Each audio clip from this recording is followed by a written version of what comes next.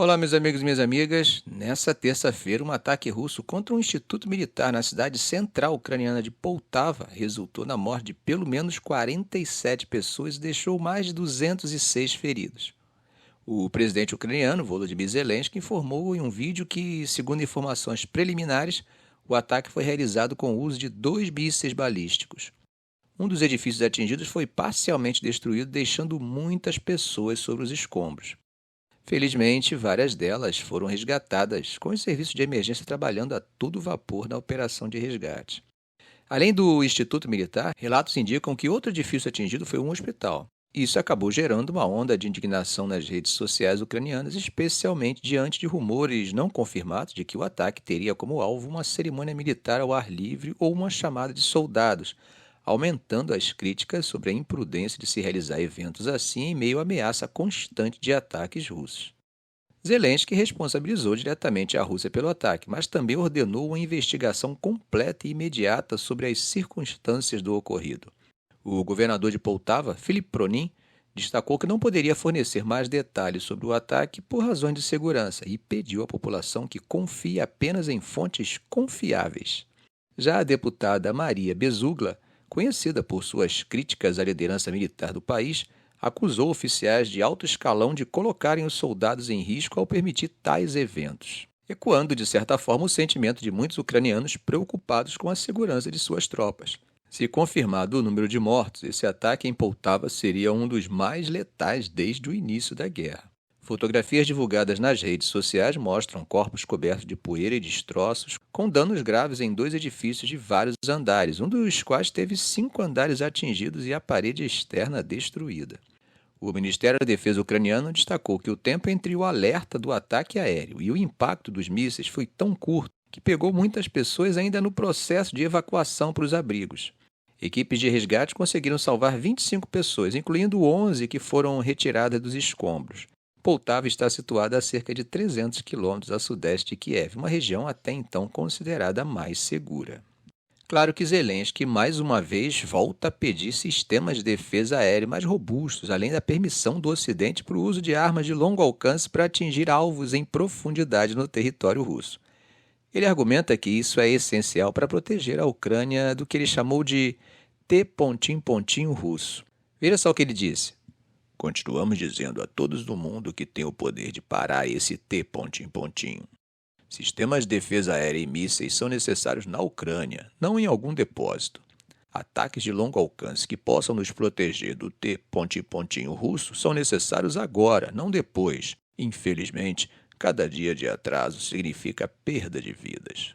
Enquanto tudo isso acontecia, Putin, que tem um mandado em seu nome expedido pelo Tribunal Penal Internacional, viajava tranquilamente, frustrando os que depositavam ainda alguma confiança no compromisso dos países signatários do Estatuto de Roma com o Instituto da Entrega. Isso mesmo, gente. A despeito das sanções internacionais e da tentativa de isolamento, Putin continua a movimentar suas peças no tabuleiro da política internacional, dessa vez com uma visita de Estado à Mongólia. Essa visita que aconteceu na terça-feira foi marcada por um tratamento caloroso e cerimonial, o que, claro, gerou críticas por parte da Ucrânia. A questão principal não é a recepção em si, mas o fato de que a Mongólia, apesar de ser membro do Tribunal Penal Internacional, o TPI, não cumpriu o mandado de prisão emitido contra Putin no ano passado. Ao chegar à capital mongol, Putin foi recebido pelo presidente Ukhnagin Khurelchuk. A cena foi digna de uma recepção real. Guardas cerimoniais montados a cavalo e usando capacetes pontiagudos formaram uma fila, enquanto uma jovem se aproximou para dar as boas-vindas a Putin em russo e lhe entregar flores. Essa imagem de Putin sendo recebido com tapete vermelho e a atenção calorosa de seu anfitrião, enquanto para sobre ele um mandado de prisão por crimes de guerra, foi o que mais chamou a atenção.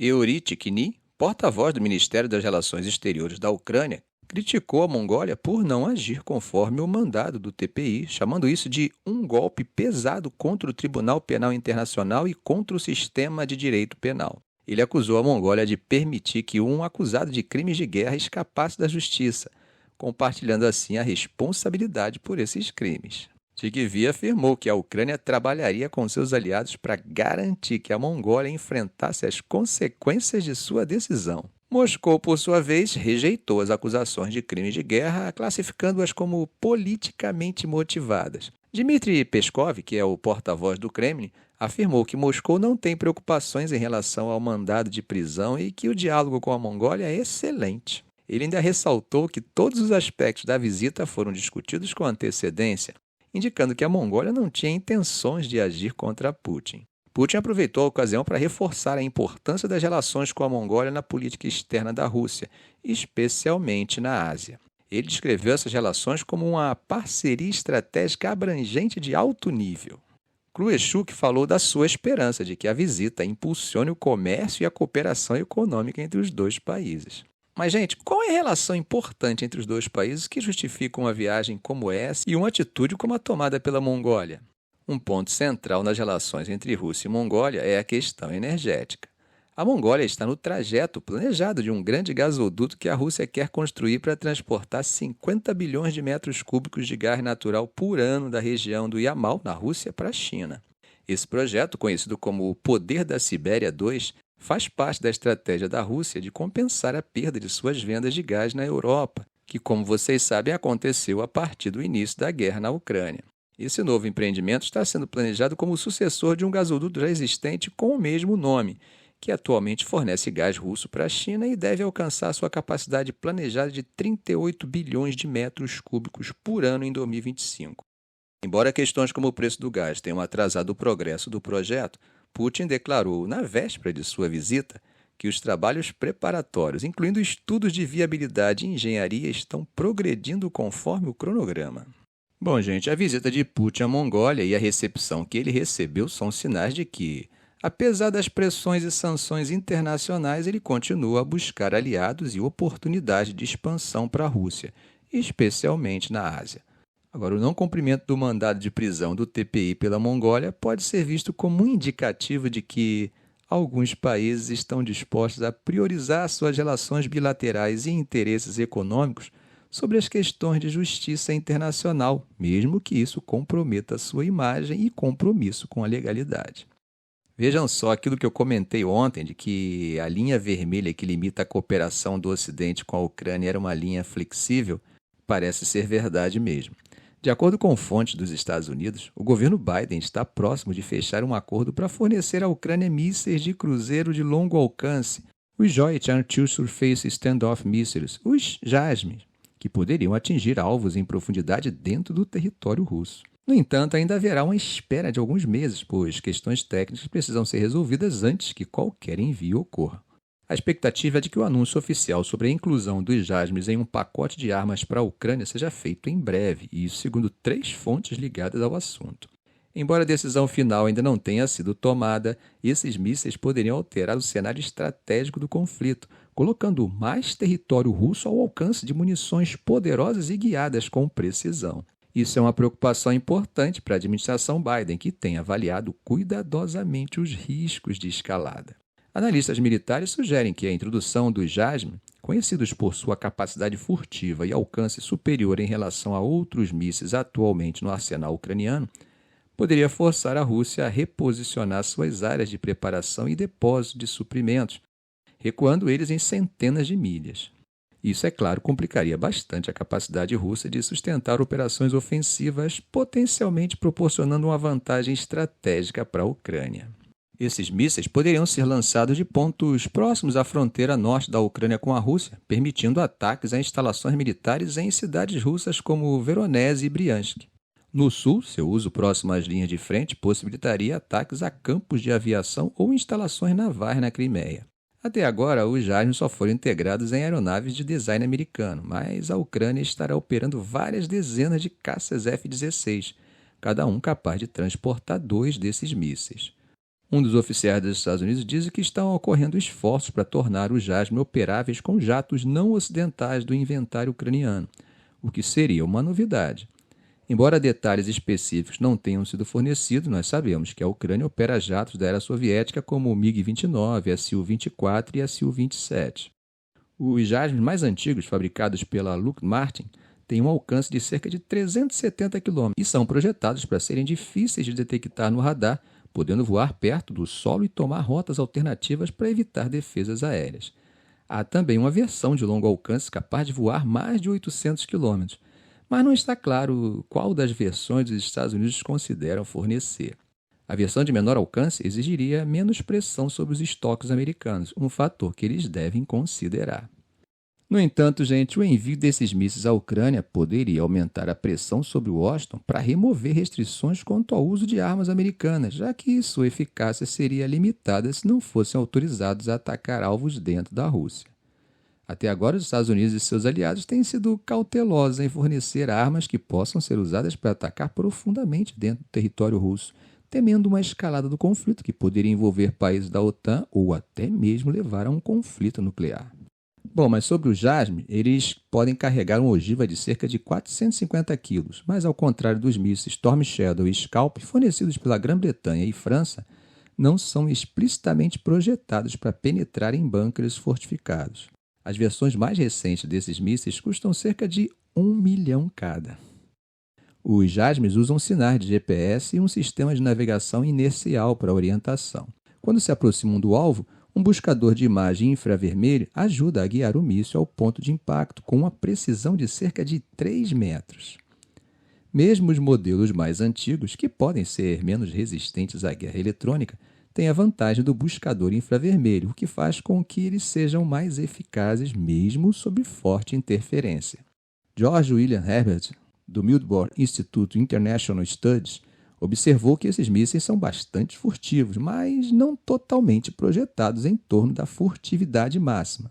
Será que eles funcionariam contra os russos? Bom, ele citou incidentes anteriores como ataques na Síria, onde sistemas de defesa aéreo russos falharam em interceptá-los.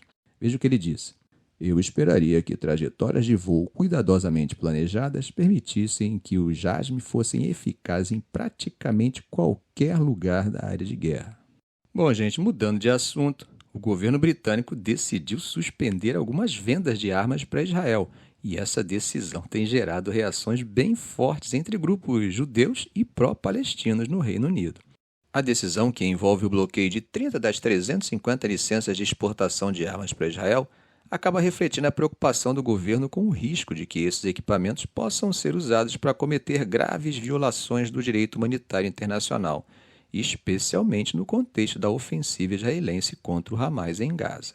O primeiro-ministro britânico, Keir Starmer, enfrenta um dilema difícil, tentando equilibrar as tensões entre os grupos pró-Israel e pró-Palestina no Reino Unido. A decisão de suspender parte das exportações de armas foi defendida pelo ministro das Relações Exteriores, David Lammy, como uma medida necessária para evitar o uso de equipamento britânico em violações do direito humanitário. No entanto, essa decisão foi criticada por várias partes.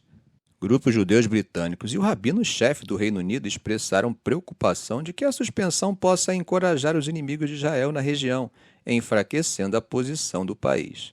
Por outro lado, opositores da guerra em Gaza argumentam que a medida não foi longe o suficiente, já que o Reino Unido continuará fornecendo peças para os jatos F-35 usados por Israel. Alguns políticos britânicos e grupos de direitos humanos pedem um banimento total das transferências de armas para Israel, destacando que a decisão do governo em manter algumas licenças ativas ainda não responde plenamente às preocupações humanitárias. A questão das exportações de armas para Israel é particularmente sensível desde o início da guerra em Gaza em 7 de outubro, após o Hamas invadir Israel, matando cerca de 1.200 israelenses, além de tomar centenas como reféns. A ofensiva israelense que veio em resposta, como vocês sabem, resultou em grande destruição na faixa de Gaza, onde vivem cerca de 2,3 milhões de pessoas. O Ministério da Saúde de Gaza estima que mais de 40 mil palestinos foram mortos até agora, com muitos vivendo em condições desesperadoras de fome e deslocamento. As manifestações contra a venda de armas para Israel têm mobilizado milhares de pessoas no Reino Unido por meses. Pesquisas de opinião indicam que a maioria do público britânico apoia a suspensão das vendas de armas para Israel, com mais de 50% favoráveis à decisão e apenas 13% contrários. Isso segundo uma pesquisa da YouGov realizada no final de julho. No entanto, essa decisão também pode criar tensões diplomáticas com Israel. O primeiro-ministro israelense, Benjamin Netanyahu, criticou a decisão britânica e a considerou vergonhosa, afirmando que poderia fortalecer o Hamas. Em resposta, o ministro da Defesa britânico John Healey defendeu a postura do governo afirmando que o Reino Unido tem o dever de dizer as verdades mais difíceis aos seus amigos mais próximos, mas reiterou que o país continua comprometido em apoiar Israel caso ele seja diretamente atacado novamente. O anúncio dessa segunda-feira é visto como mais uma evidência do endurecimento da posição do novo governo britânico em relação à conduta de Israel na guerra em Gaza. Para vocês terem uma ideia, em julho, Keir Starmer retirou as objeções do governo anterior ao mandado de prisão emitido pelo Tribunal Penal Internacional contra Netanyahu. Além disso, o governo de Starmer recomeçou a financiar a principal agência de refugiados palestinas da ONU, a UNRWA. Ficamos por aqui. Se esse vídeo foi útil para você, faça um comentário, compartilhe em suas redes sociais, dê um like. E é claro, se ainda não for inscrito, inscreva-se no canal e ative o sininho para não perder nossos próximos vídeos. Ok, gente? Um grande abraço do professor Arão Alves.